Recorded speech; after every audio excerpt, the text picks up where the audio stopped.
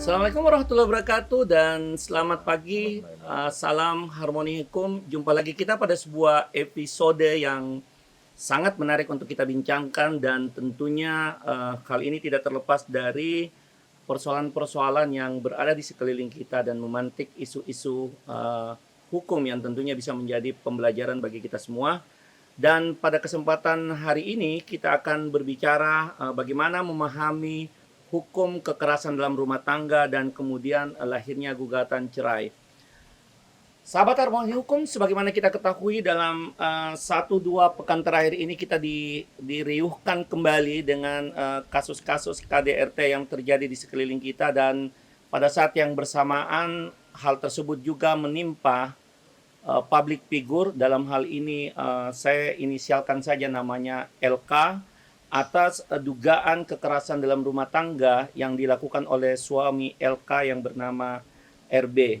Dan tentunya ini memantik banyak sekali pendapat, opini yang kemudian muncul terhadap persoalan kekerasan dalam rumah tangga yang menimpa kedua pasangan ini. Dan tentunya hal ini bukan saja terjadi pada RB dan LK, tetapi juga terjadi di sekeliling kita sesungguhnya dimanapun kita berada.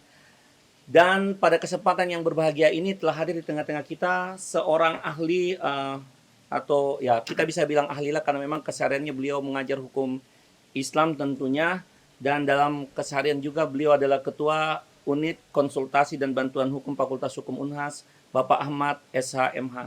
Assalamualaikum warahmatullahi wabarakatuh, Pak Ahmad. Waalaikumsalam warahmatullahi wabarakatuh. Kabar Pak, sehat? Alhamdulillah Iya. sehat. Terima kasih banyak Pak Ahmad. Saya tahu bahwa Bapak sangat sibuk banget di tengah-tengah Bapak mengawal UKBH Fakultas Hukum Unhas, tetapi penting juga sebenarnya kita coba memberikan pencerahan bagi masyarakat pada umumnya dan tentunya sobat Harmoni Hukum dimanapun kemudian mereka berada. Pak Ahmad, nah ini Pak, kira-kira kalau kita bicara dalam konteks kekerasan dalam rumah tangga, kira-kira pendekatan regulasinya seperti apa sih yang selama ini yang ada dalam konteks hukum positif di Indonesia? Silakan Pak. Iya, baik. Kalau kita bicara KDRT, kemudian kita coba lihat regulasinya, ini sudah diatur di dalam Undang-Undang Nomor 23 Tahun 2004 tentang penghapusan kekerasan dalam rumah tangga. Undang-undang ini menjadi payung hukum dalam penyelesaian masalah-masalah tentang kekerasan dalam rumah tangga. Nah, undang-undang ini selain mengatur tentang aturan normatif atau ancaman hukumannya, juga mengatur tentang proses beracaranya. Jadi kalau boleh kita katakan undang-undang ini sudah secara lengkap mengatur kalau terjadi kekerasan dalam rumah tangga. Seperti itu, oke. Terus Pak, kalau dalam hubungannya dengan undang-undang TPKS itu gimana Pak? Karena kemudian terjadi beberapa perluasan makna atas kekerasan seksual khususnya, yang juga mungkin itu sebenarnya punya korelasi dengan konteks penghapusan kekerasan dalam rumah tangga tentunya. Jadi dia punya koneksi yang besar sebenarnya, yang juga menarik untuk kita lihat jembatan dari kedua regulasi ini, karena pada akhirnya nantinya kan akan terjadi mungkin sinkronisasi ataupun kemudian harmonisasi terhadap kedua produk, karena kemudian produk undang-undang TPKS itu yang baru. Tetapi menurut kami, saya melihat khususnya, atau kami melihat terdapat korelasi yang terbangun dengan undang-undang KDRT seperti itu, penghapusan KDRT. Silakan Pak. Ya, jadi kalau kemudian ada undang-undang yang juga mengatur yaitu tindak pidana seksual, nah khusus kalau itu terjadi di dalam rumah tangga, maka ada asas hukum yaitu berlakunya secara spesialis. Karena memang di dalam undang-undang tentang penghapusan kekerasan dalam rumah tangga itu mengatur 4 hal besar. berkaitan dengan kekerasan dalam rumah tangga. Ya, pertama, dikategorikan sebagai kekerasan dalam rumah tangga itu pertama kekerasan fisik, ya. Kemudian yang kedua kekerasan psikis, yang ketiga adalah kekerasan seksual, dan yang keempat kekerasan penelantaran ekonomi. Jadi kalau kita lihat memang dia berkorelasi, tetapi khusus kalau itu terjadi di dalam rumah tangga, maka yang diperlakukan adalah undang-undang tentang penghapusan kekerasan dalam rumah tangga. Saya kira begitu. Jadi ada lex spesialis, ya. Oke, berarti sebenarnya dengan kehadiran undang-undang TPKS sebenarnya adalah sebuah bentuk kalau mungkin bisa kita bahasakan sahabat harmoni hukum, sebenarnya bisa menjadi undang-undang yang akan bisa menyempurnakan undang-undang sebelumnya, dalam hal ini undang-undang KDRT, ketika kemudian terjadinya kekerasan dalam rumah tangga, khususnya dalam ruang lingkup yang diatur sebagaimana dicantumkan dalam undang-undang TPKS. Sahabat harmoni hukum, uraian regulasi dan ketertautan antara satu regulasi dan regulasi lainnya dalam konteks hukum positif di Indonesia telah diuraikan dengan secara cermat oleh narasumber kita, dan selanjutnya kemudian kita hendak mengelaborasi. Semoga Pak Ahmad juga mengikuti kasus RB versus LK.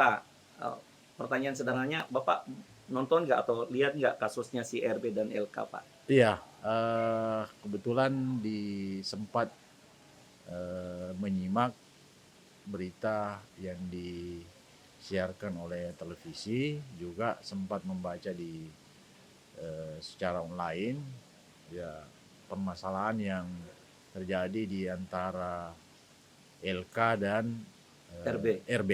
Ya. Dan menurut Bapak miris, Pak, ya, sebagai seorang public figure? Ya miris, karena harusnya seorang public figure itu memberi contoh yang baik, termasuk dalam kehidupan keluarga. Seharusnya dia karena diidolakan, membawa rumah tangga yang harmoni, rumah tangga yang kemudian tergambarkan bahwa suasananya di antara mereka ada saling pengertian, ada penghormatan, ya, dan tidak terjadi kemudian kekerasan di dalam rumah tangga. Oke, Pak. Oke. Berarti paling tidak Bapak beratensi lah. Bapak beratensi dan bersimpati. Nah, itu yang paling penting sebenarnya. Mudah-mudahan LK dan RB kemudian nantinya melihat tayangan ini, paling tidak dia tahu bahwa ketua KBH-nya Fakultas Hukum juga punya atensi yang besar terhadap kasus ini.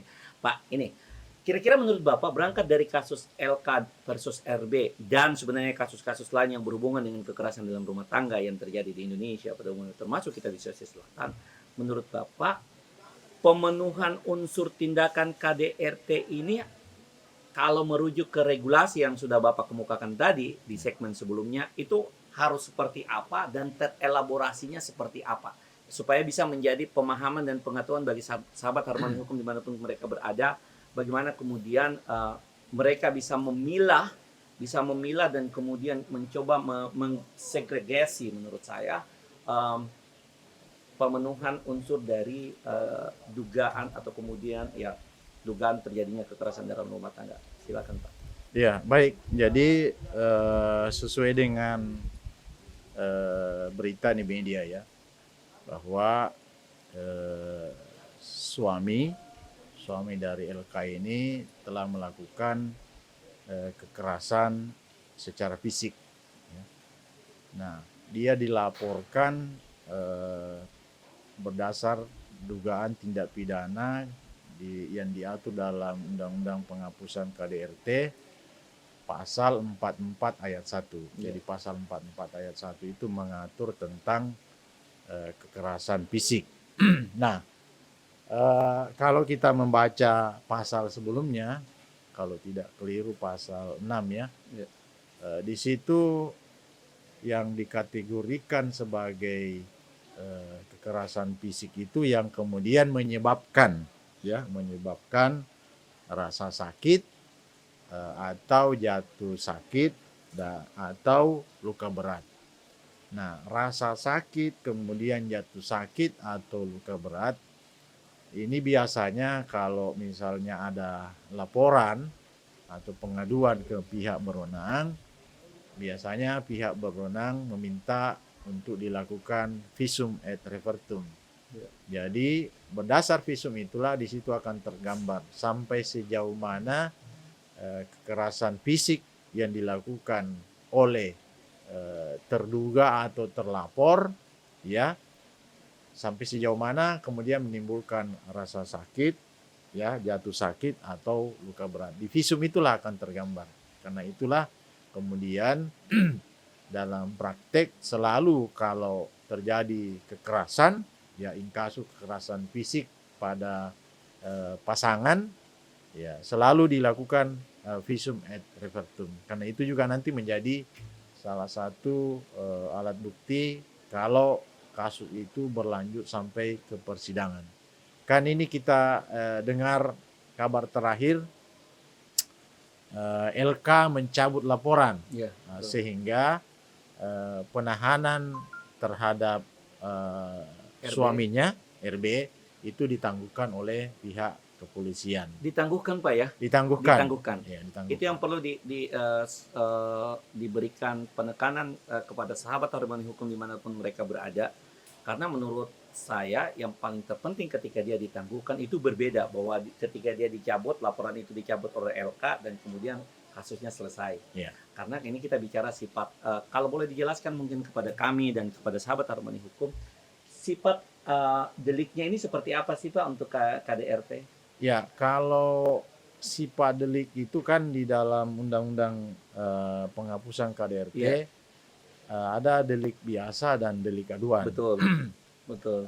Kalau delik biasa, ya, tanpa harus ada pengaduan secara teori, ya, Betul. maka penegak hukum begitu mengetahui terjadi dugaan tindak pidana, maka penegak hukum itu bisa langsung memproses. Betul. Nah, tetapi kalau delik aduan, meskipun terjadi dugaan tindak pidana, kalau korban tidak melakukan pelaporan atau pengaduan, maka penegak hukum tidak bisa memproses. Jadi di situ perbedaannya. Dan menurut Bapak, undang-undang atau rezim undang-undang KDRT kita menganut delik apa?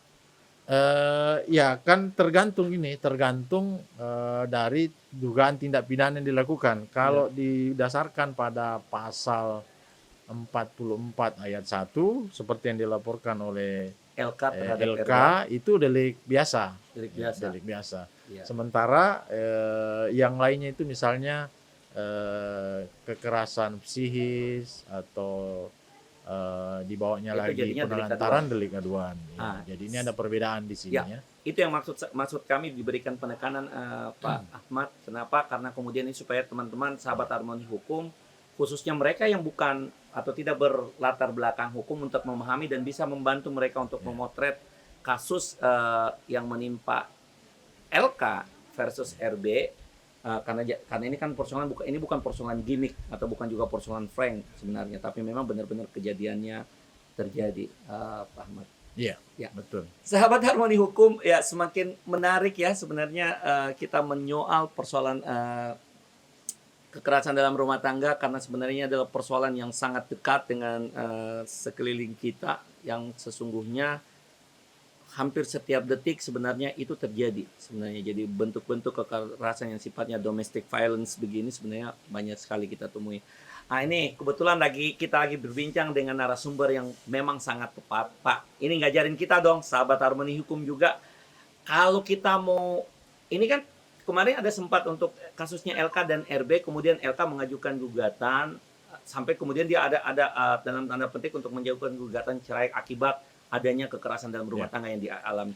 Pak, ajarin kita dong ya. Kita bilang ajarin lah, karena kita bicara sama ahlinya. Kira-kira kalau saya mau mengajukan gugatan cerai, nauzubillah min dzalik dalam tanda petik, tentunya untuk saya.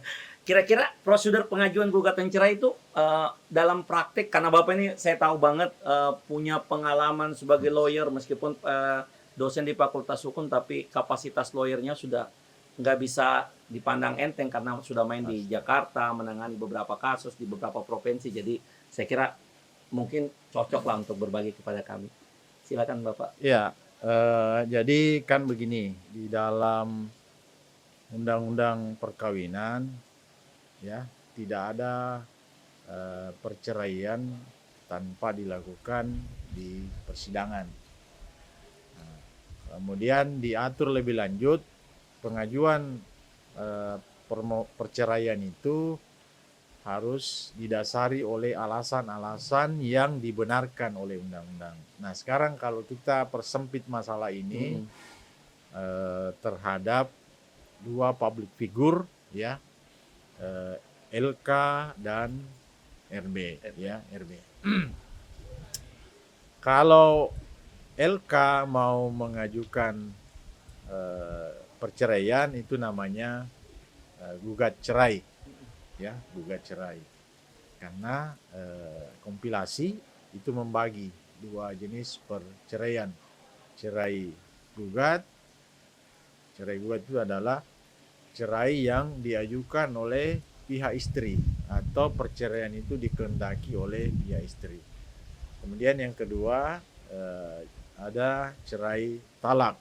Cerai talak itu kalau perceraian itu dikehendaki atau diajukan oleh pihak suami.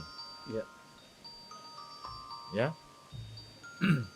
Nah, sekarang kalau kemudian LK mau mengajukan perceraian terhadap suaminya RB, maka dia dapat mengajukan gugatan perceraian di tempat di mana ia berdomisili.